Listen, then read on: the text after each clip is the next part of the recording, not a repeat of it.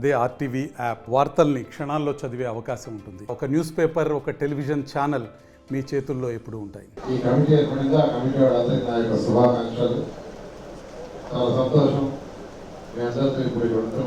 ఎందుకంటే 2014 నుంచి 19 దాకా నేను ఈ రాష్ట్రంలో మున్సిపల్ శాఖ మంత్రిగా ఉన్నాను. ఆ రోజు 2014లో ఫస్ట్ టైం ఈ మహారాష్ట్ర దగ్గర రొట్టెల పంటకి అరేంజ్మెంట్స్లో ఆ రోజు అజీజ్ గారితో మాట్లాడా. అజీజ్ మేయర్, ఎందుకంటే చిన్నప్పటి నుంచి నాకు తెలుసు.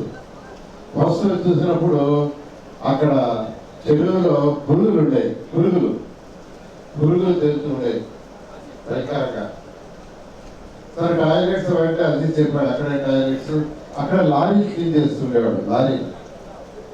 అప్పుడు నేను అజీజ్తో మాట్లాడటం, ఇది ఒక పవిత్రమైన స్థలం, దీన్ని బాగా డెవలప్ చేస్తానని ఉద్దేశంతో ఆ రోజు మాట్లాడి ఫస్ట్ ఇమీడియట్గా మొబైల్ టాయిలెట్స్ పెట్టాం. ఫస్ట్ ఇయర్ మొబైల్ టాయిలెట్స్ పెట్టింది టైం లేక. తర్వాత నెక్స్ట్ ఇయర్ పర్మనెంట్ టాయిలెట్స్ కట్టమని చెప్పాను.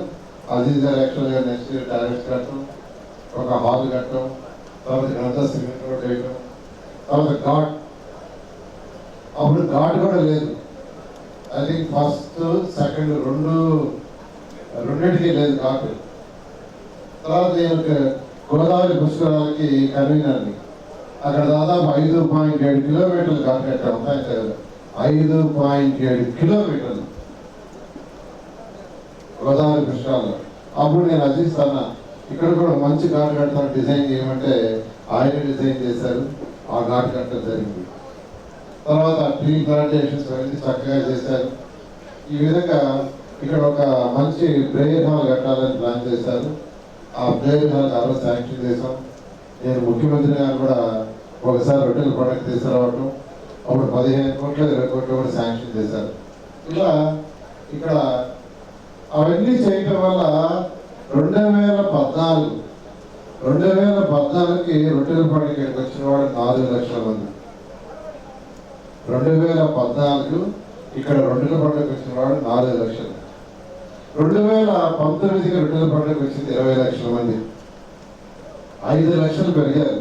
పెరగడానికి కారణం ఏంటంటే master minds, the pride of India. Inter, MPC, BiPC, MEC, CEC చదివిన విద్యార్థులకు సిఏ మరియు సిఎంఏ ఫౌండేషన్ కొరకు నూతన బ్యాచెస్ ప్రారంభం. ఏర్పాటు చేస్తే వస్తలే. ఆ రోజు వచ్చేవాడు అడిగాను, నేను చాలా అడిగాను, మీరు పోయినసారి వచ్చారు కదా. ఎందుకంటే అందరూ పెద్దవాడు వచ్చేవాడు, పిల్లలు వచ్చేవాడు కాదు. వాళ్ళతోటే పిల్లలు వచ్చేవాడు కాదు.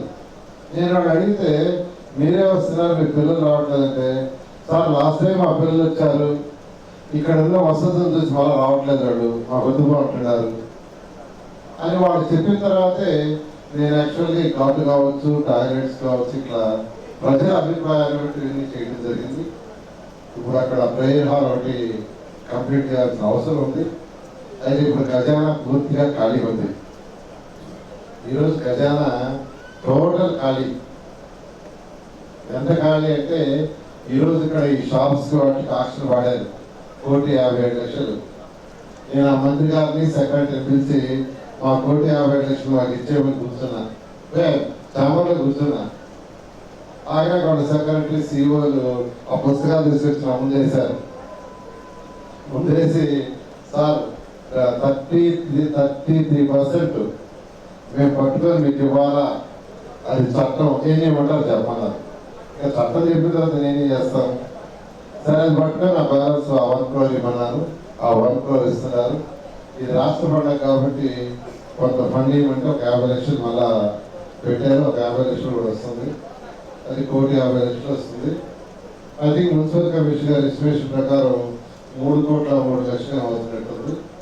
ఏదేమైనా మున్సిపల్ కమిషన్ గారికి చెప్పాను, ఈ పండుగని ఘనంగా చేయండి, ప్రజలకు ఎటువంటి ఇబ్బంది లేకుండా శానిటేషన్ కానీ, ఎక్కడైతే పార్కింగ్ పెట్టుకుంటారో అక్కడ డ్రింకింగ్ వాటర్.